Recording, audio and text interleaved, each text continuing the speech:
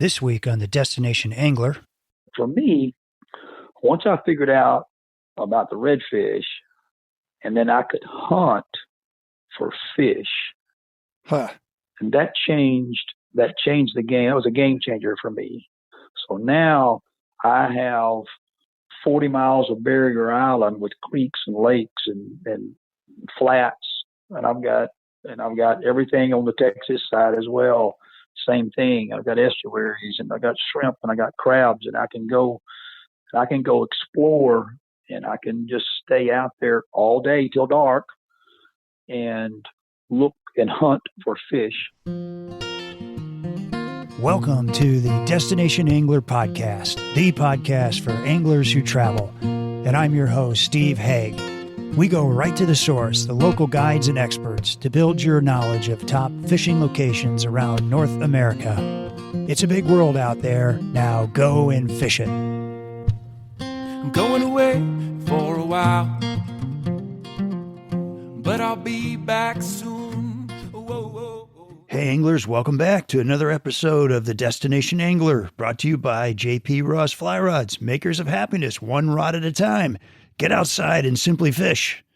Coming up on the Destination Angler, we're headed to Nelson Spring Creek, an American treasure in Paradise Valley, Montana. And after that, we're headed to beautiful Shenandoah National Park to chase brook trout. And be sure to backcast to catch the last episode of the Destination Angler on the Snake River in Jackson Hole, Wyoming, with world-renowned anglers and fly tyers, Scott Sanchez and Howard Cole with JD High Country Outfitters. The number and variety of fly fishing opportunities in Jackson Hole are endless. You won't want to miss these shows. You know, as the show continues to grow by leaps and bounds, I want to take just a second to say thank you to all you guys for listening and spreading the word. You know, from time to time, listeners send me notes like this one from Peter, who says, "My buddies and I have been to 3 destinations because of your podcast. Thank you so much." And from Bob, who says, "Love your show, dude. Always look forward to new episodes." Hey, thank you for encouraging me. It's really nice to get those notes. And if you're a fan of the show, be sure to tell your buddies and check us out on Facebook and Instagram, where we post pictures of all our destinations and top fly picks from our guests. And today, our destination is the Middle Texas coast for trophy redfish. And our guests are expert guides and fly anglers, Steve Branch and Joe Sneed, with Bay Flats Lodge, which is an all-inclusive hunting and fishing lodge on San Antonio Bay.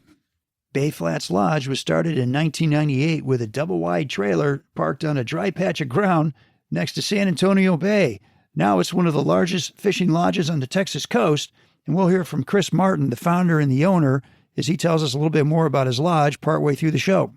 Wild and remote, the Middle Texas coast is a unique and incredible fishery with 100,000-plus acres of protected national wildlife shoreline, multiple bays and estuaries to explore, and incredible biodiversity. This is one of America's top destinations for chasing big redfish on the fly. A little bit about our guest. Steve Branch grew up hunting and fishing in the big Thicket of southeast Texas. He's a pharmacist by trade, but a redfish guide at heart, and has been fishing these waters for nearly 30 years. And man, does he have some great stories. Joe Sneed grew up not too far away in Alice, Texas, where he started saltwater fishing at an early age and has been fishing these waters all of his life. As a kid, Joe used to gig flounder and fish for speckled trout, but along the way discovered fly fishing for redfish and has never looked back.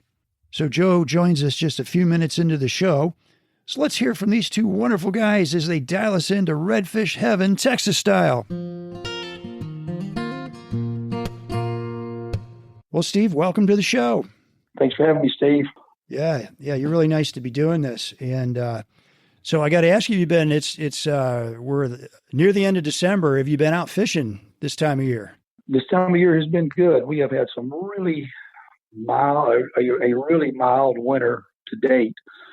Just some really nice days, low 80 degrees, light winds. So the fishing has really been great. Oh, that's awesome. How well have you done? You gotten some big ones? Yes. A lot of big fish. This time of the year, those redfish, tend to school up, and they're just feeding. They're just in this feeding frenzy to fatten up for the winter. And so shrimp are migrating out of the estuaries, and the fish are there just eating anything that comes along. So they're hungry, they're aggressive, they're big. Redfish we have a slot here in Texas to keep fish 20 inches to 20 to 28 inches, but they can get 30, 32, 35, 40-inch bull, what we call bull redfish. And don't always find them back in the lakes, but some really nice, 28, 29, 30-inch, 9-pound, 10-pound fish. Yeah, that's amazing. Yeah. Yeah, those are big fish. So talk to me about the Middle Texas coast. You guys are fishing for redfish. What else are you fishing for down there? It's popular fish, redfish, trout, there's flounder, sheep's head. Summertime, tarpon migrate through here out into the Gulf. Sometimes we'll find them in the bays, but there's tarpon out there. Okay.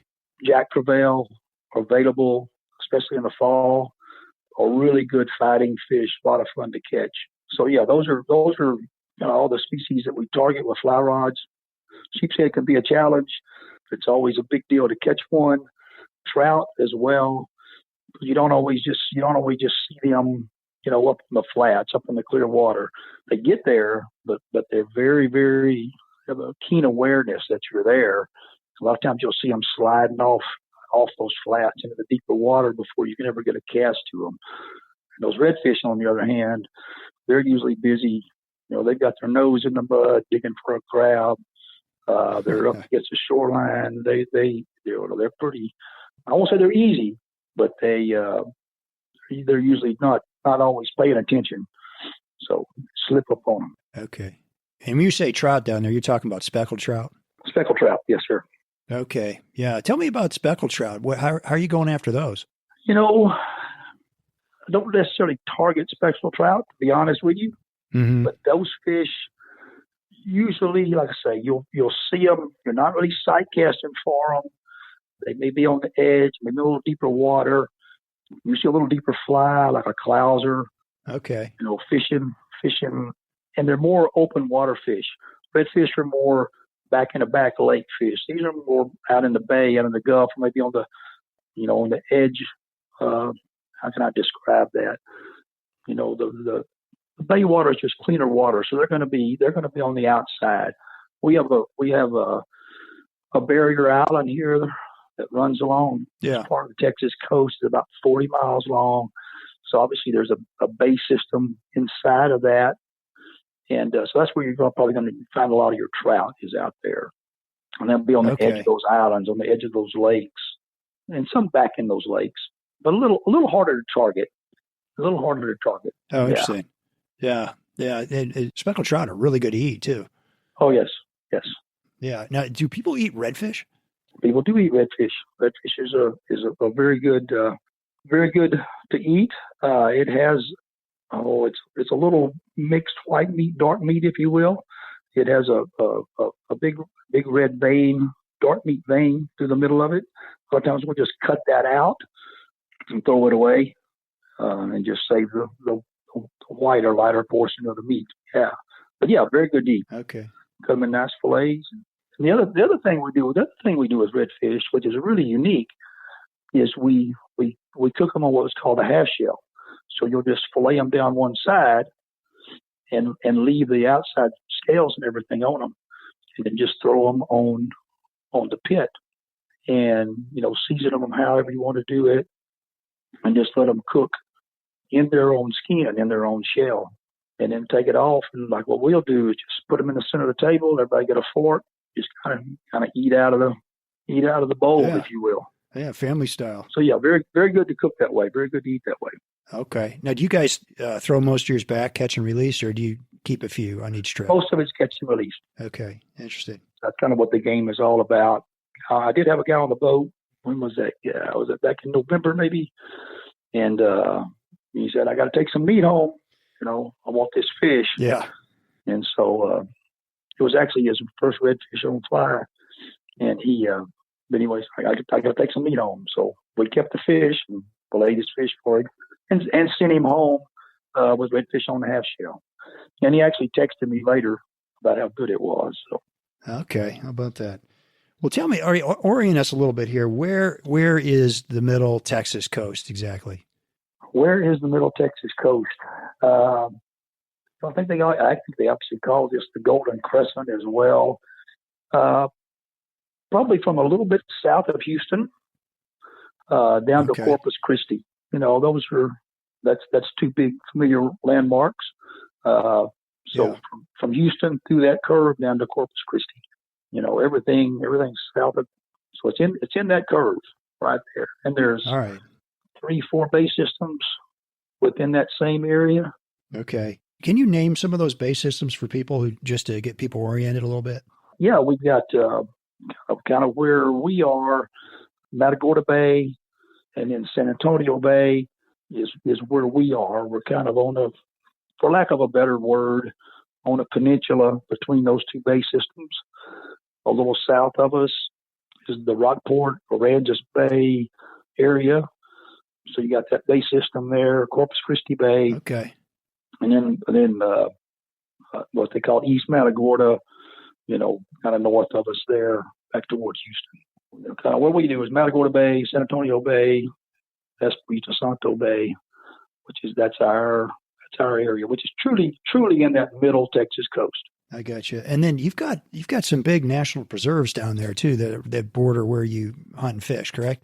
Yeah, the Aransas Wildlife Preserve is just I guess west of us. It's on the other side of San Antonio Bay, and that was actually started to help preserve the whooping cranes.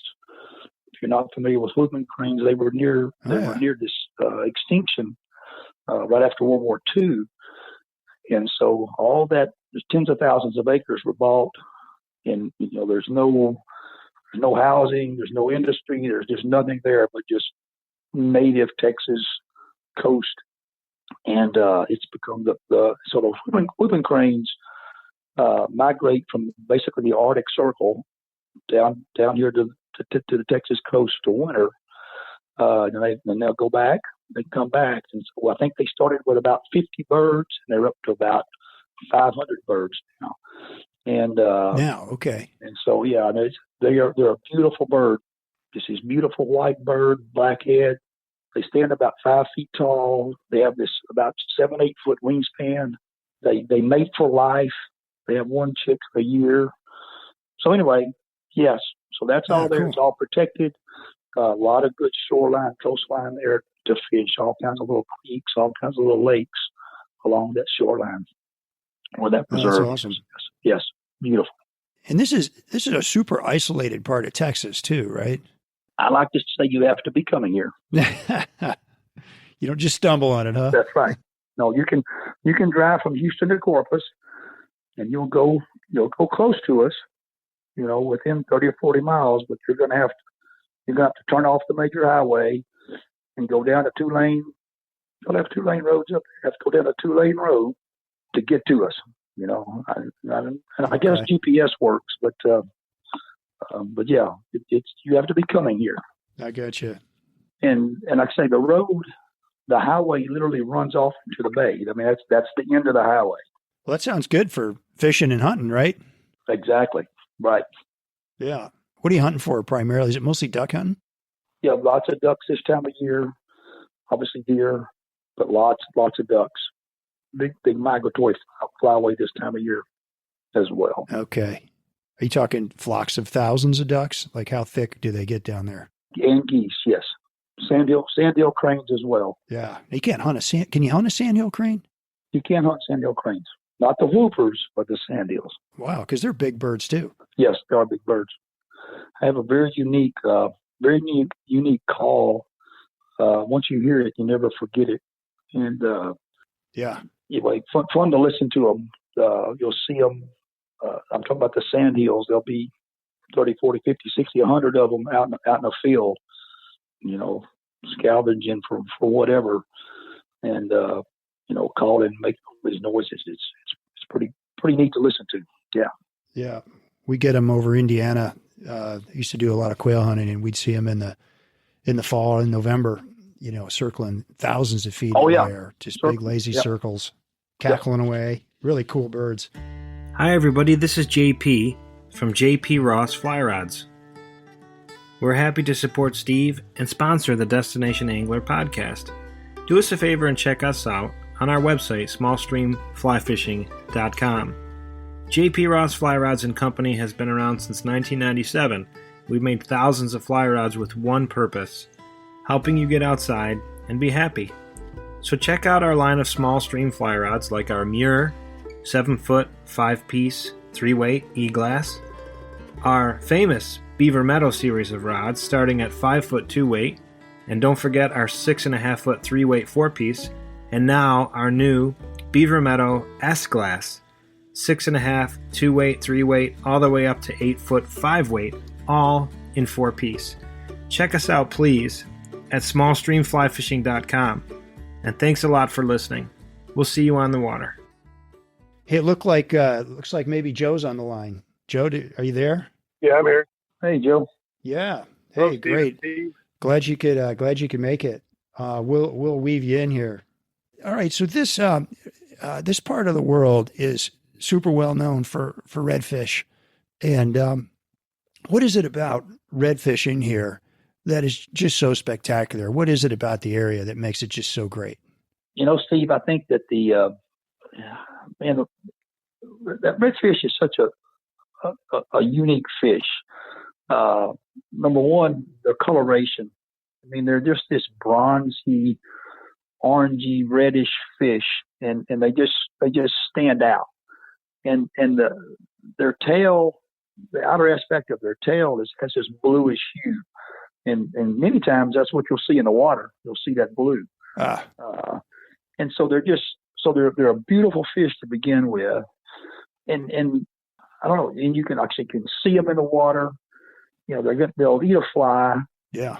They're just a neat creature. I can't even find the words I'm trying to say, but they're just this really, really neat creature. And everything here is about a redfish.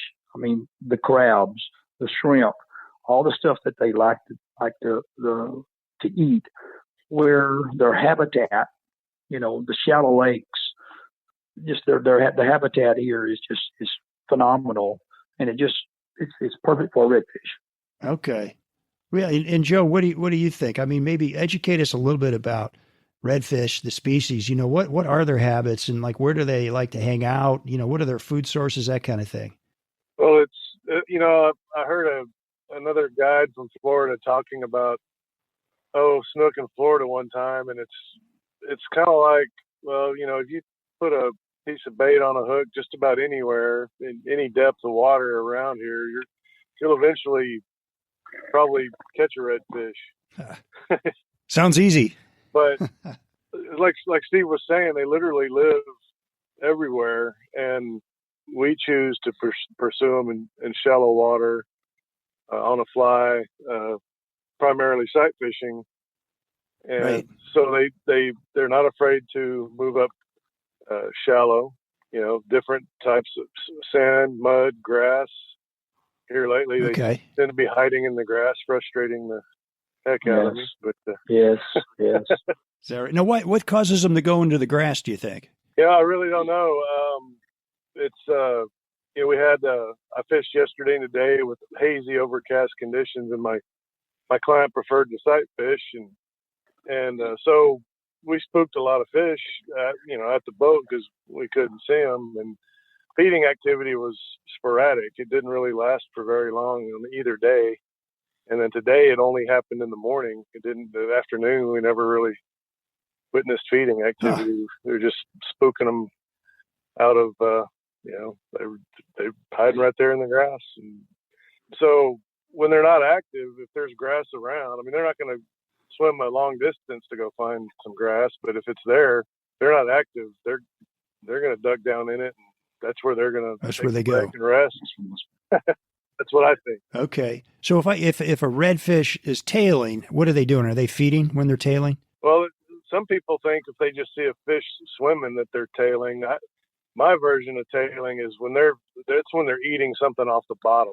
Right. You know, so if they're potted up chasing something on the surface, you know, like little jumping shrimp or little bait fish or something.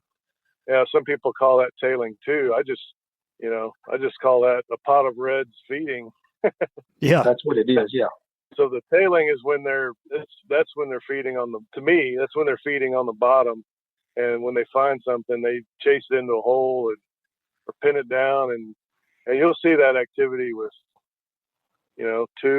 singles, 3, 4, 5, even more at a time sometimes. Right. Okay. Same thing with pods. You'll see them in single. You'll see them in 2s or 3s, or you might have 20 chasing a school of bait fish down a shoreline sometimes. Oh, interesting. Do they live offshore, and then do they move into the shallows, into the flats at certain times of the day or the year? I've read and studied and talked to people on this, and some fish never leave their bait system. Redfish have a smaller range than a lot of fish. I mean, some people are saying it's only like 5 or 6 miles. Okay. Until they get big and decide to migrate. But yeah, bigger ones at some point, a good percentage of them do go to the Gulf and interesting. spawn and come back and forth and different times of year, that kind of thing. Have you figured out like what causes them to come back into the flats? No, from what I know, they spawn offshore. Yeah, they spawn offshore. Yeah. Okay. Yeah, I read this from, I was doing some research, and this magazine article said something like, redfish don't care much about structure, water depth, or clarity as long as there's plenty of food available.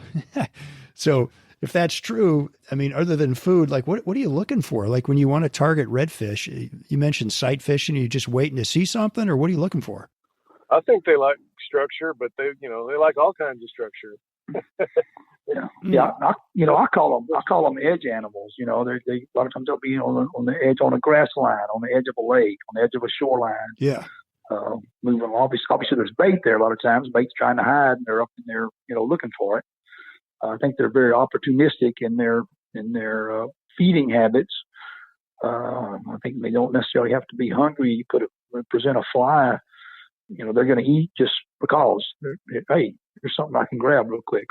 I know I just finished a meal, a couple of minutes ago, but here's another one. Boom. Keep eating. Yeah. And what are their food sources? Like primarily, what are they keying in on? Oh, like crabs and shrimp for food sources. Other little mullet. Mullet's a big food source for them as well. Yeah. Yeah.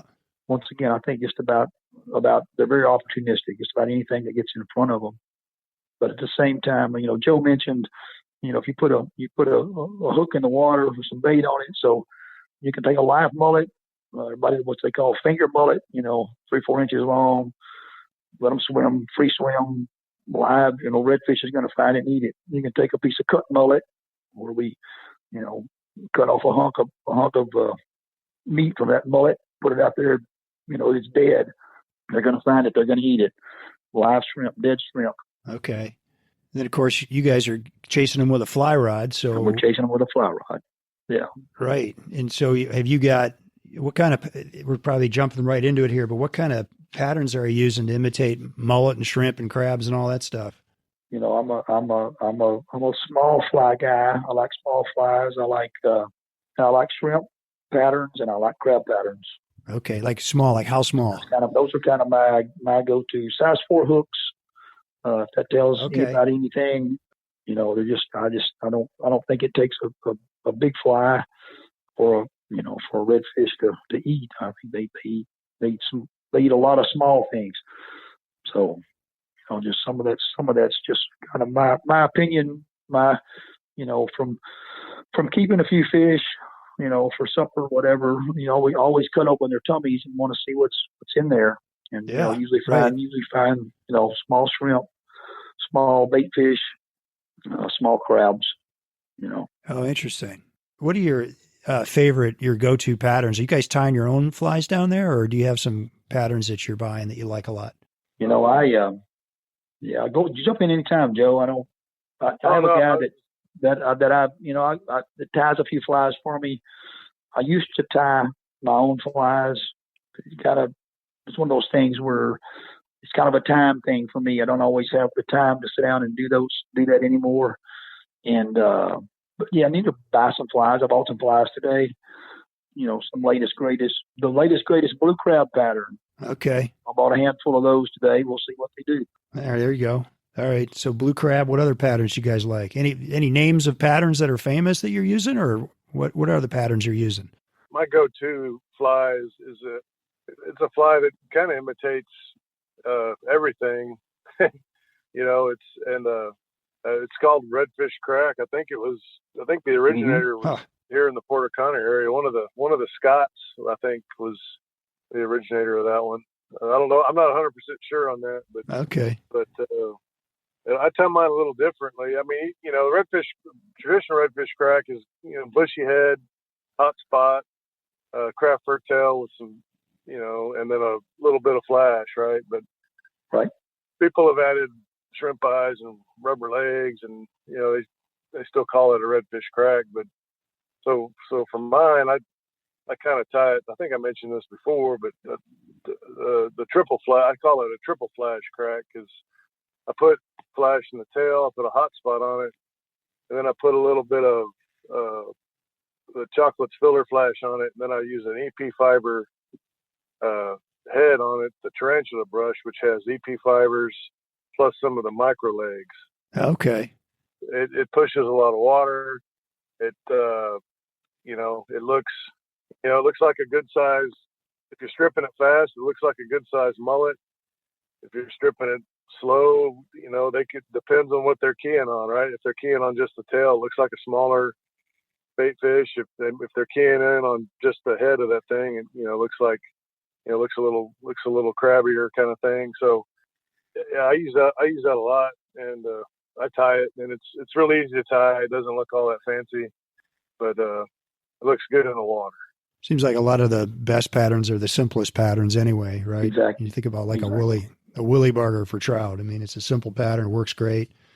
You talk about the kind of water that redfish like. I mean, does it matter if it's clear, if it's brackish? What's water temperature? How much does that matter? Those redfish are going to be, as Joe said, as we said before, I mean, they're going to kind of be anywhere, everywhere. So all the things you just mentioned, yes, clear water, brackish water, muddy water. But from a fly fishing, sight casting, hunting for redfish point of view, obviously prefer to find those that clear water where you can easily see those fish. Sometimes in the darker water, obviously a little harder to see. You may see a wake, you may see a fin, you may see a tail. But from my client, I want him to see a fish, catch that fish, have his best chance at it. I want clear water. You want clear water. Somebody else, a better angler, tournament angler. Let's go to some muddy creeks because there are bigger fish there. You may only get one or two shots, but just kind of generally speaking, yeah, you want your client to be able to see that fish. So I'm going to find some clear water. Okay. And how much does weather matter? Like tides, barometric pressure? What's ideal? What are the ideal conditions? All that matters. It does, but I don't necessarily focus on that. I tell people all the time, because you get those questions, man, what's the best? Is the moon right? Is the tide right? My answer is always just go fishing. Yeah. Just go fishing. Yeah. If you wait till all that's right, you'll never go fishing. Yeah. So you can catch fish on any kind of a day, it sounds like. Well, I wouldn't go that far, but go fishing and let's see what happens. Because you never know what's going to happen unless you're out there. Hey, who doesn't love a good story? We all do, right? Well, lately, we're getting a lot of people giving us an email or a phone call telling us about how much they love small stream fly fishing. Well, it just so happens that we make small stream fly rods. This is JP of JP Ross Fly Rod Company. You can find us at smallstreamflyfishing.com. We want to hear your story, and we want to set you up with the best small stream fly rod you can imagine. Go to the website, contact us, tell us your story. We're going to hook you up with a small stream fly rod at a great price made here in the United States. And Joe, you were saying earlier that like today they were super spooky. And how can you explain that, or can you? Well, I wouldn't say they were super spooky. It was overcast and hazy, so the visibility was poor, even though the water was clear. We couldn't see. They weren't exhibiting aggressive feeding activity very much. So okay, the boat would, they know the boat's there, and eventually they're gonna bolt, right? They get tired of you being there, huh? Yeah. So. Yeah. spooky is when they're, when they're bolting before you get within casting distance. And Right. Yeah. But these were just just bedded up in the grass, or little depressions in the sand, and with the hazy conditions, we just couldn't see them until they were really close to the boat. And the angler was a diehard sight fisherman, and so he just he wouldn't blind cast the areas. We just keep going until we did get to see one, and then he'd present, right? So I got you. Yeah, that's what you're doing. You're pulling along, and what Joe was seeing today. What happens is you're just pulling along. You're not seeing a fish, but all of a sudden the boat's on top of them, and they're bolting out from underneath the boat rather, or they're jumping up from one side or whatever. So you're just literally pulling over the tops of them before That's they ever not good. move. Yeah, so that's what's happening. Yeah. Oh, I see. Well, can you say what a typical day is, or what's the range? Like, you have a decent angler, a decent day. Like, are you talking about dozens of fish, or just a handful? What's a typical day? Well, there's a gentleman I fish on the Nueces River with, and the Nueces is very muddy, and so he's like, fly fishing. One fish is a good day, and 5 fish is a great day. And of course, he told me this the day he caught 25. Yeah, right. Easy for him to say. That's interesting. How big do redfish get? Like, what's an average size? We were talking about slot limits earlier, but like, what's an average size redfish down there? Wow. I would say the places I'm going to mostly, I would say middle slot, 18 to middle slot is probably, today we saw some bigger ones. Yeah. Yeah, those slot fish are 20 to 28 inches. So, yeah, somewhere kind of in the middle, 23, 24s, Okay. So, talk about the fight of a redfish. Like, what's the hook set and then the fight? What do they do when you hook them? They fight pretty hard. They're going to eat that fly, and typically they're going to make a long run. Are you going to get to your backing? Probably not. It's not a bonefish, but they're going to make a long run. You'll kind of get them back close to the boat, and they're going to make another run. And usually about three runs, and then you've got them. They'll. Okay. What I like to say, when their head comes up, you got the control of them now. Of course, some of that they're gonna go around the boat. They're gonna go under the boat. They're gonna go, whatever it takes, whatever they're gonna do, they're gonna do. Yeah. Do they jump a little bit too, or are they just pretty much running? They're just running. Okay, I got you. That's cool. Let's take a minute and learn just a little bit about Bay Flats Lodge. And lucky for us, I have the founder, Chris Martin, on the line here. Chris, glad to have you. Hey, Steve. Thanks for the opportunity. You bet. Well, let's start out with Bay Flats Lodge. Kind of came from humble beginnings, didn't it? Like, how did you and your wife start this? So I was in commercial sales, and Deb, my wife, had a commercial cleaning business, and we're 2 ships at sea, passing each other in the evenings. And she worked nights and I worked days, and it wasn't what I signed up for when we got married. Yeah, right. I can see why. So I was a terrible golfer. I did commercial sales. I was with the company almost 18 years, and from engineering to commercial sales. I was terrible at golf when we entertained guests. And so I was really pretty decent at fishing and hunting and duck hunting, because I grew up doing it my whole life with my father and mom. Oh, nice. And so Deb would come down. We bought a place down here in Seadrift back in the mid 90s, and she'd come down on Fridays and get the place ready for me to entertain or host one of our customers that I sold tires to. I was in commercial sales selling earth moving tires and truck tires for Bridgestone. Huh. So what really was the, if you will, push over the edge scenario? Everybody had a smile on their face when they left our camp. Call it a fish camp. And they had a smile when they got there. They had a smile. And, people buy from people, and relationships are built one person at a time. And so I just felt, going back to Houston from the Seadrift location, 3 hours every weekend for 3 years, I just felt like there's this, if we can make this work and keep the personal side, the touch, that my wife was a great cook, I'm a pretty good fisherman. I got better and better and better. And what happened was I found myself giving my notice, and we purchased a place down here on the water. And that's how our humble beginnings started. We didn't have investors. We cashed in our 401, which we were told not to do by our tax planner. So I'll bet. Yeah. So it was, we didn't know if we were going to make it. And right when we started, 9/11 happened. And we said, oh no, what do we do? So that's tough. It made us work harder.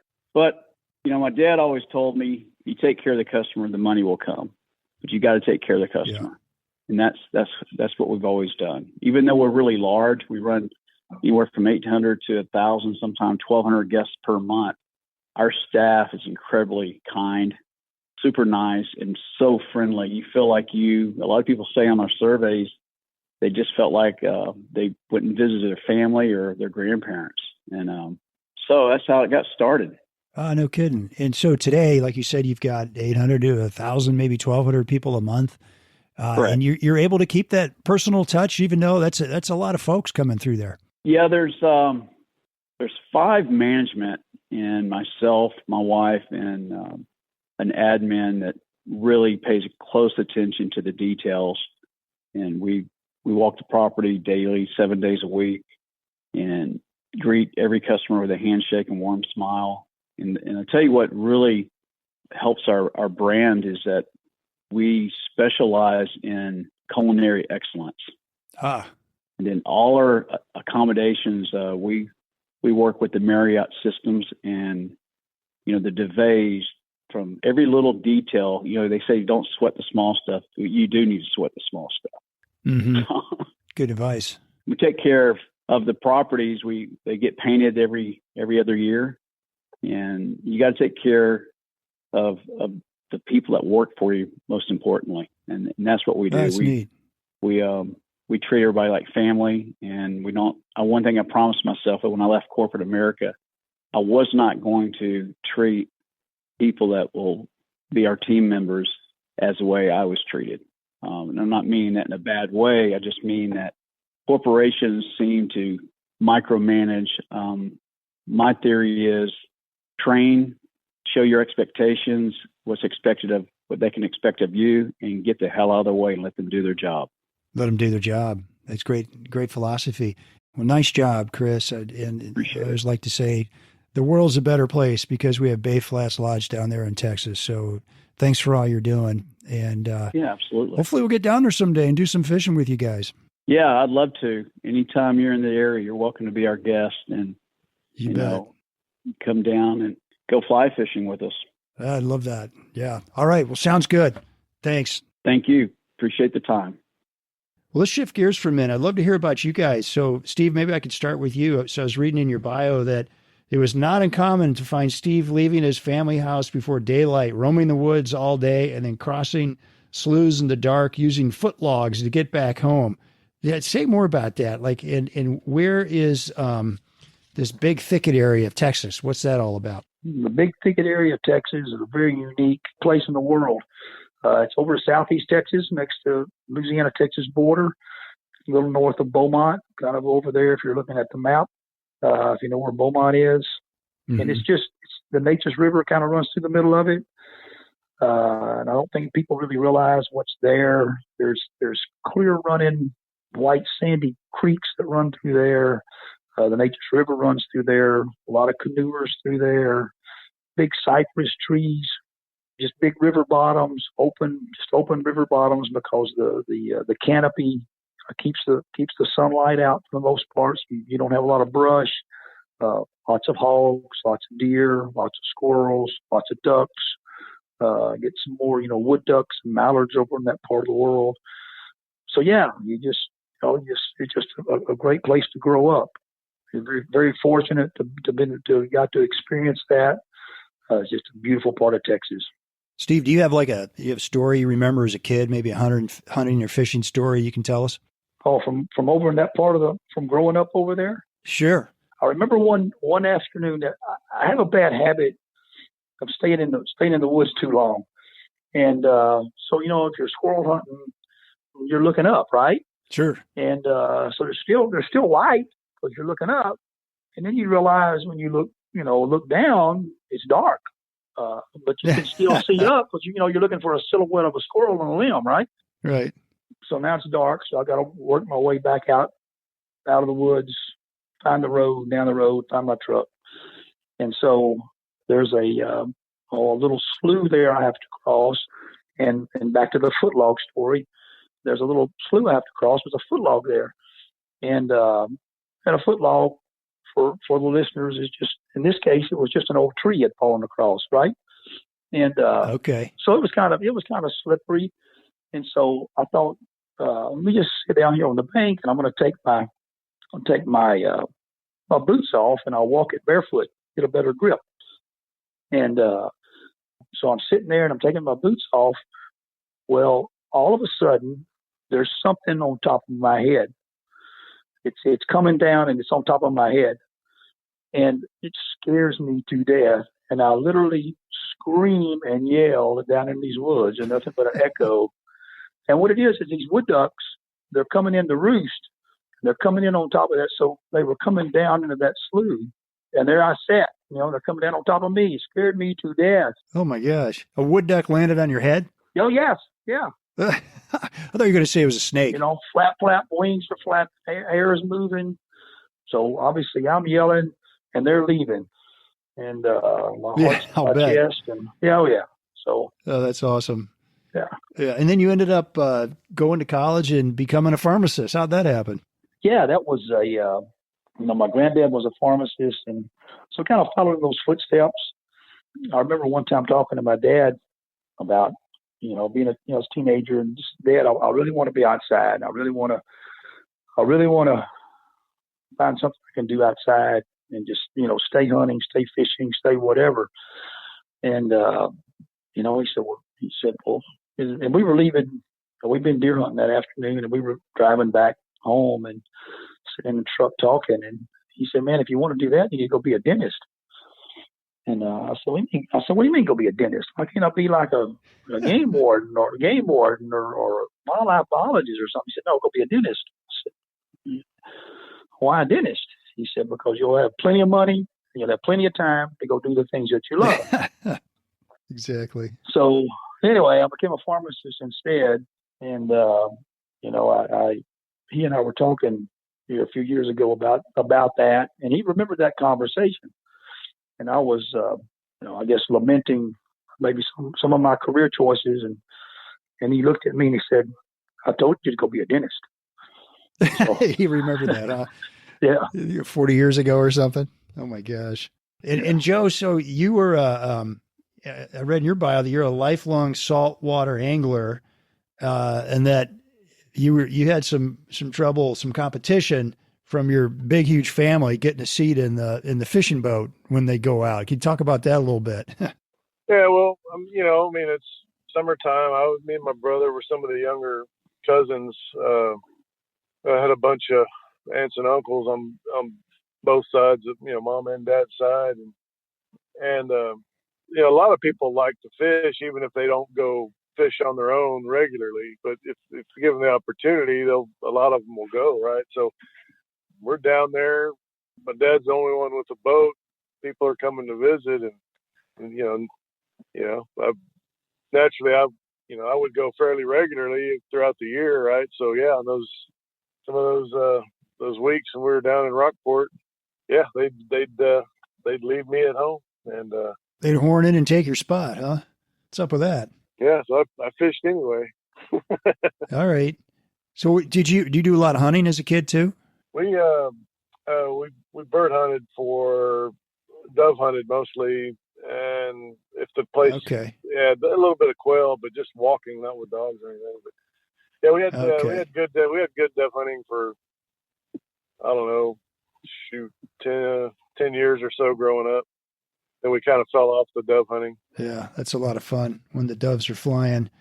And how did you? So you did a lot of fishing as I read you used to. Gig flounder, right? Both you guys, I think, right? And then you ended up doing some spin fishing. And then, Joe, how'd you end up moving over to fly fishing? How'd that happen?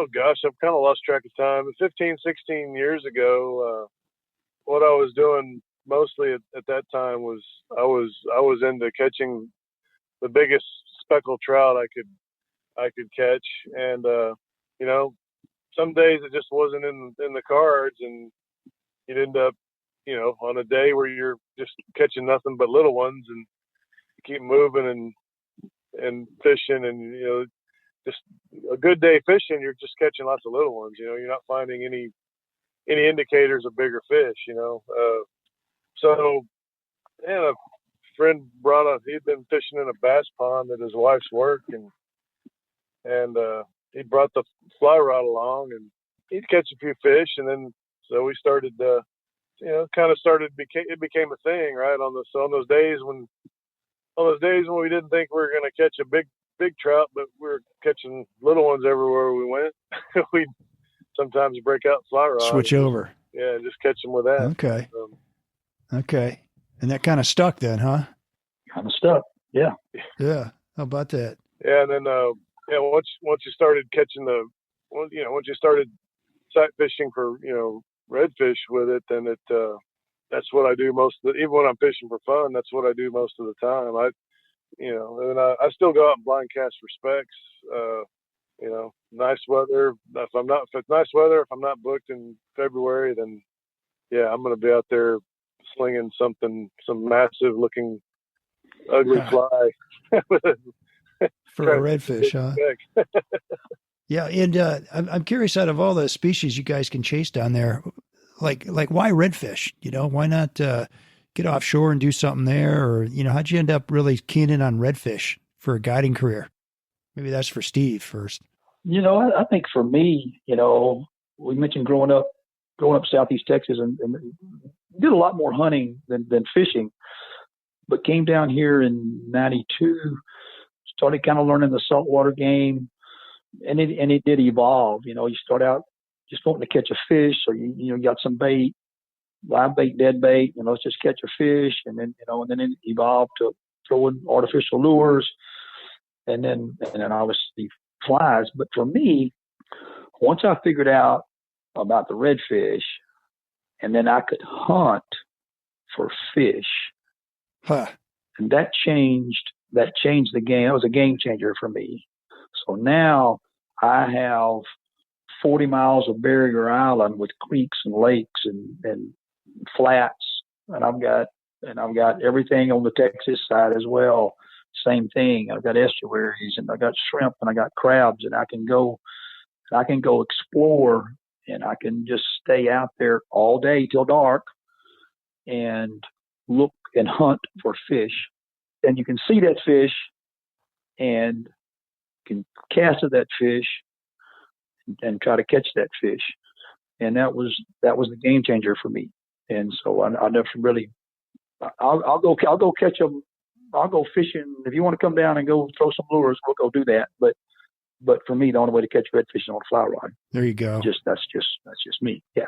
Yeah. Is fly fishing getting a lot bigger down in Texas? Like what's the culture down there with fly fishing and redfish right now? Oh, I think so. You see a lot more skiffs. I remember back in the late 90s, one or two skiffs was all I ever saw. But now, I mean, they're pretty prevalent. You see them all the time. You see everybody's. Oh, neat. Yeah. It's lots of skiffs down here now, especially summertime, fall. Okay. And Steve, I'm curious, like what do you love most about guiding now that you're in the guiding business full time? Obviously the fishing aspect, but it's really the people. I've been in the people business for a long time, and I really enjoy, those clients, getting to know those clients, those customers, those anglers, showing them a good time, trying to have a good experience.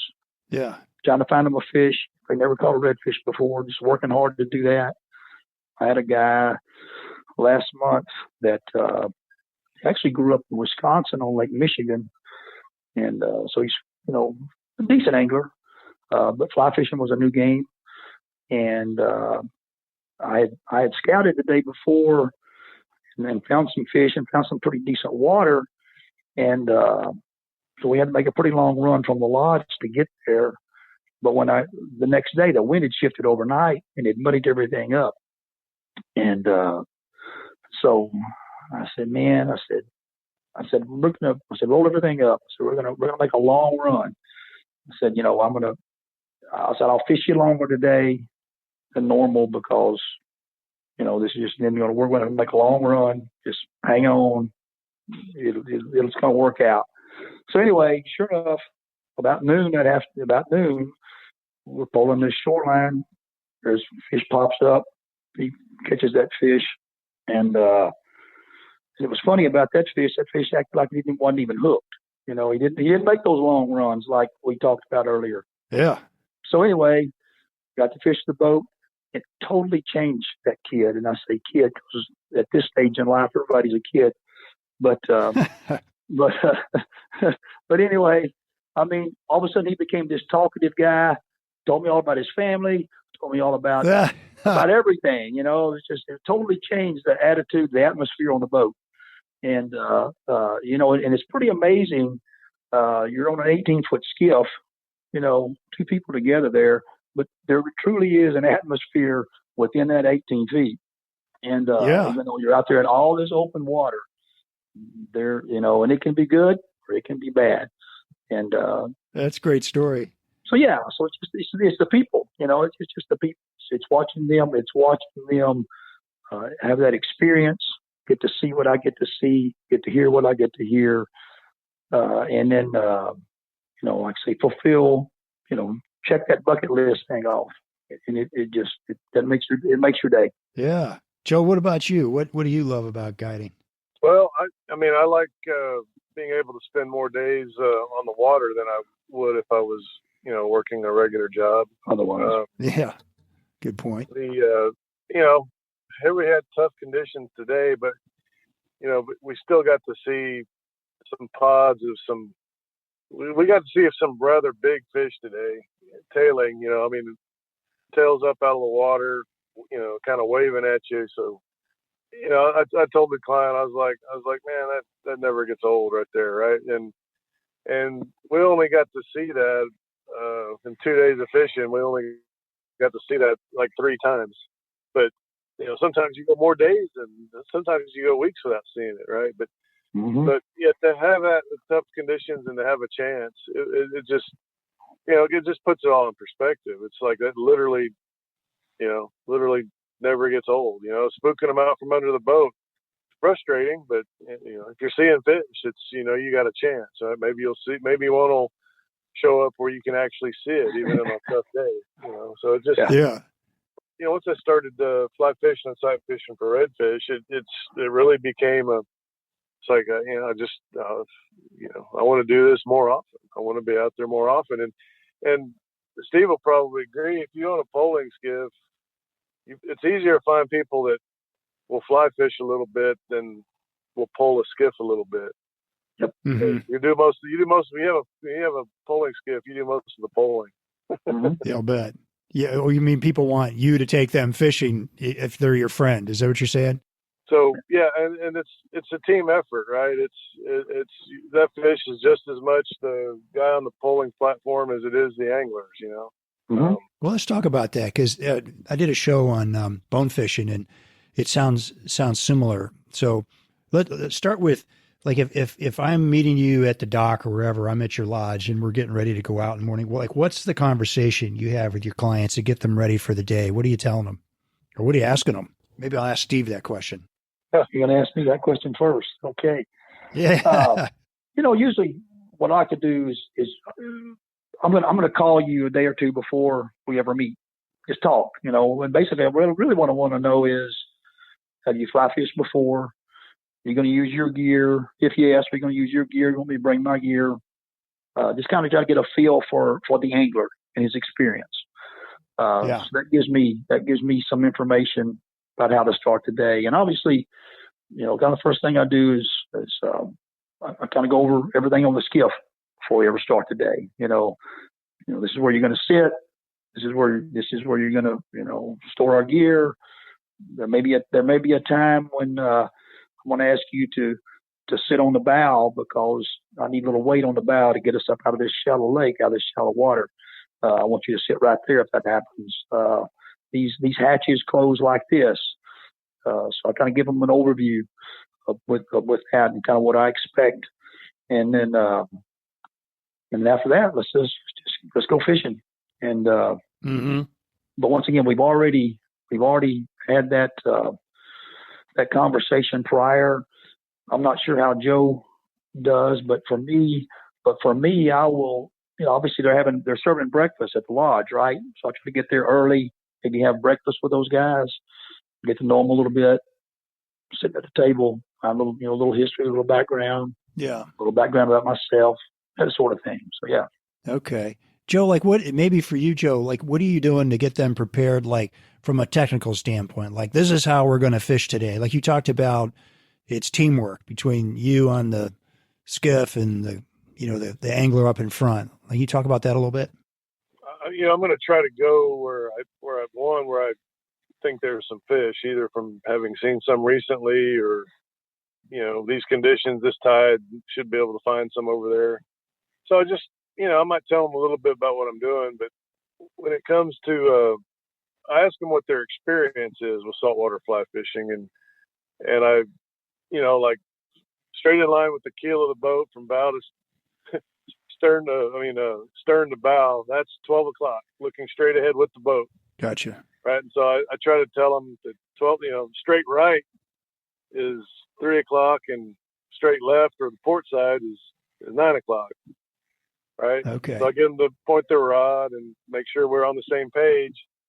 And I tell them, after you make a cast, if I tell you left or right, I'm not switching sides of the boat on you. I'm just trying to go a little bit left or a little bit right. So I tell them I'm going to give them distance and direction with a clock face.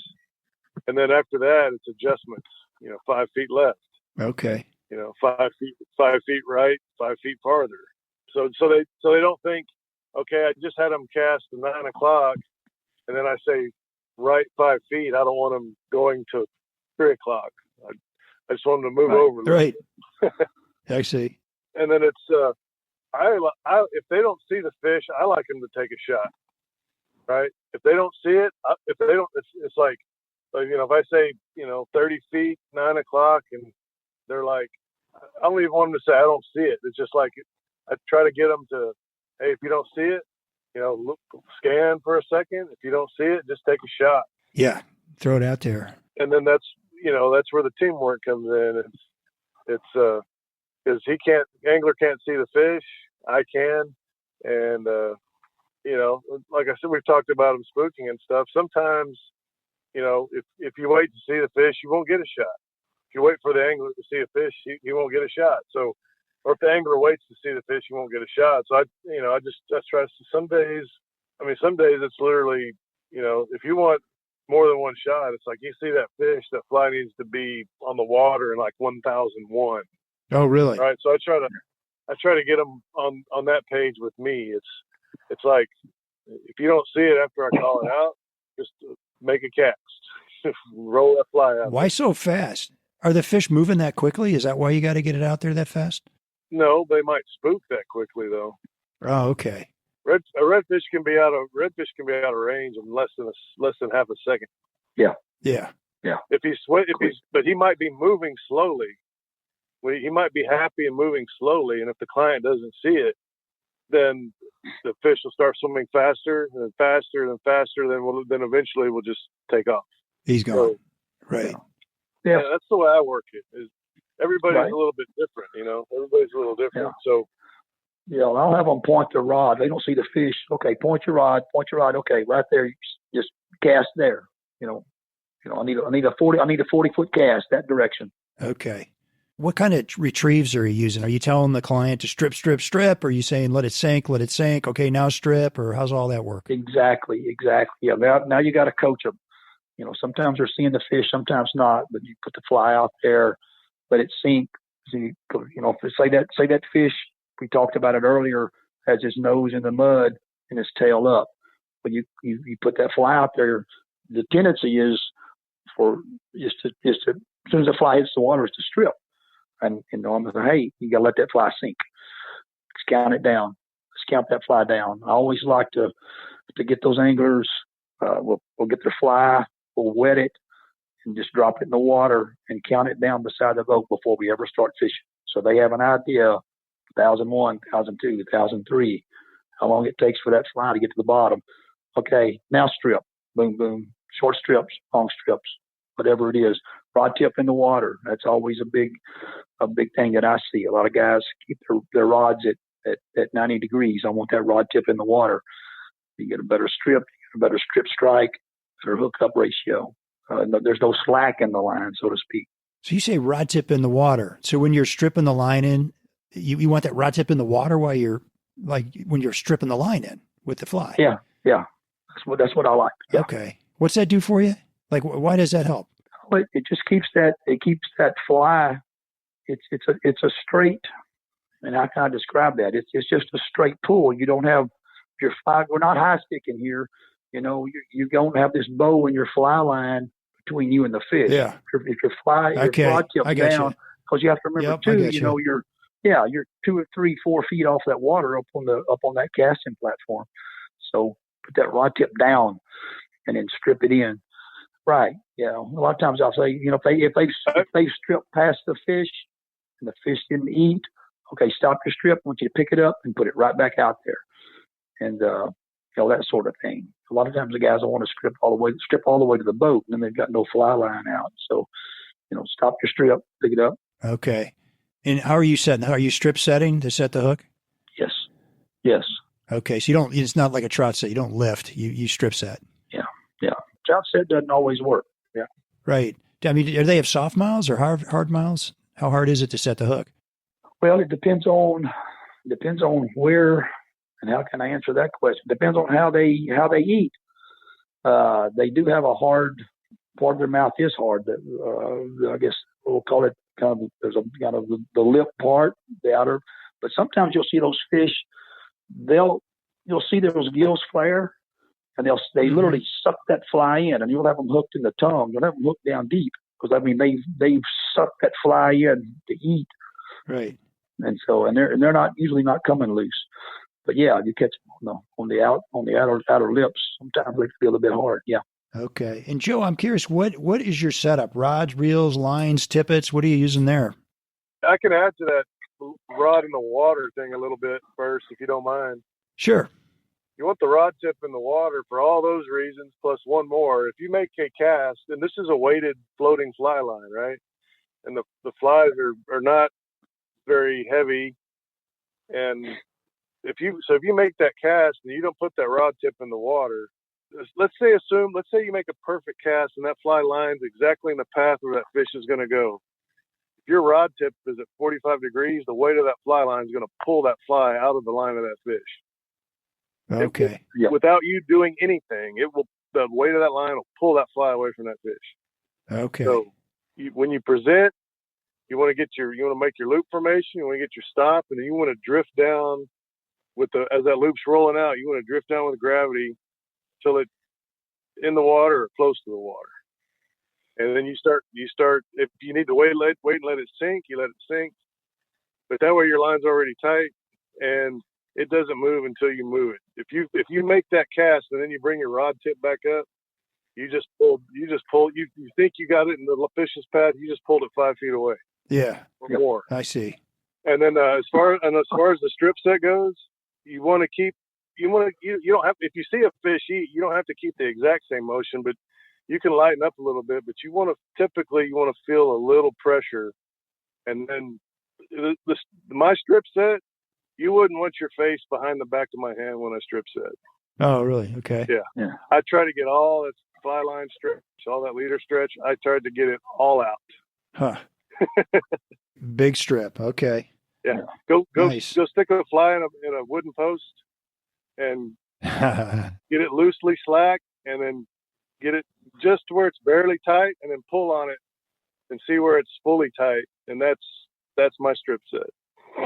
Okay. What weight rod are you using? Typically 8s. Okay, 8s. Personally, I use a 6. Oh, you do? Yeah. Okay. Why? How come? The whole setup's a little bit lighter. I can cast everything I ask my clients to cast with an 8, I can cast with a 6. So Okay, just maybe a better angler. Yeah. And are these fish, are they leader shy, line shy? What do you have to do tippet wise to help that? sometimes they're fly shy. If the fly hits too hard, too close, they'll take off. Okay. Sometimes they'll look for it sometimes they'll turn around and look for it if it splashes down hard. It just depends on the day and the fish. They don't like the fly line. They don't like the fly line going over them, and they typically don't like the fly going on top of their eyes. I see. They like it in front of them. Yeah. What size tippet are you using? I tie my own leaders. I start off with a 30-pound butt, and I work my way down to like a 15 mono, and then for sinking flies, I'll use a 15 or 16-pound fluoro tippet. Okay, you're going with fluoro then. So that fluoro tippet is about the same diameter as like a 10 or a 12 mono, right? So well, good. Well, one last question. Maybe we'll ask Steve this question. Steve, what would you say the best anglers are doing that maybe just the average anglers haven't figured out yet? Well, I think accuracy is probably the difference. I guess casting ability goes along with that. Yeah.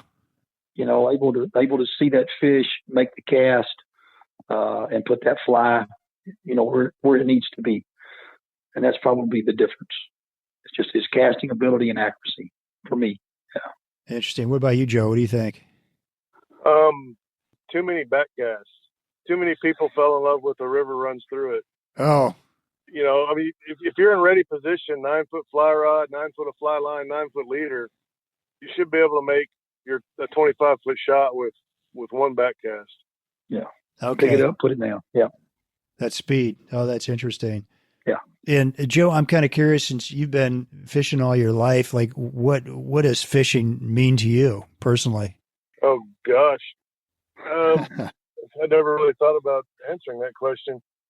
I don't know. I can remember, going to college, I wouldn't come home for 4 or 5, 6 weeks, and that was murder. And then, and after I started working, it was, I wanted to go every weekend, but after 2 or 3 weeks if I didn't fish after say 3 or 4, to be honest, back then, but if I hadn't been in 3 weeks or so, I was really looking to go. And then, if work, family, weather and stuff kept me off for more than 5 or 6 weeks, I was generally putting in for a day of vacation. Is that right? Getting kind of miserable, huh?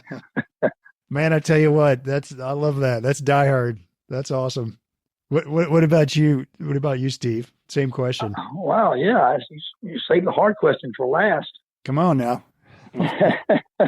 What does fishing mean to me? Man, I mean, you chose your career because you wanted to do some hunting and fishing, right? Yeah. So it must mean a lot. Exactly. It's outside, it's exploring, it's hunting, it's relaxing. It's not work.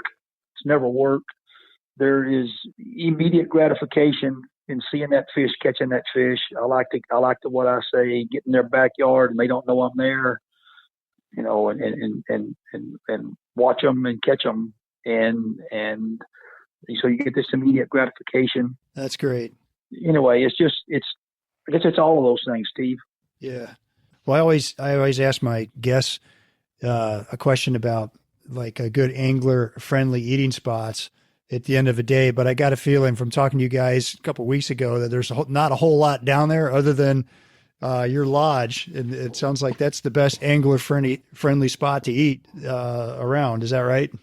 I mean, the guests that book full service, everything's covered, right? So, I mean, yeah, the lodge, I mean, the clients are first class, right? So, but that being said, they come down and pay for full service. If they go eat somewhere, they're spending extra money. Yeah, they wouldn't do that. Yeah, I got you. But it looks like your food's pretty good from what I could tell. There are places in Port O'Connor that do cook your catch kind of thing, and my favorite of those is a place called Sharky's.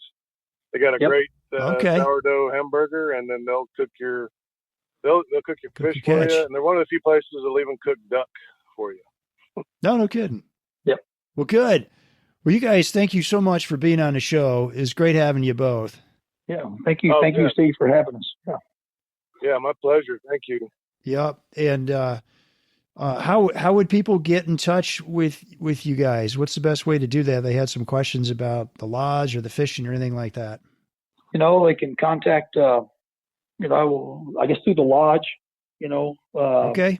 I've got an email to the lodge if you want me to give you that.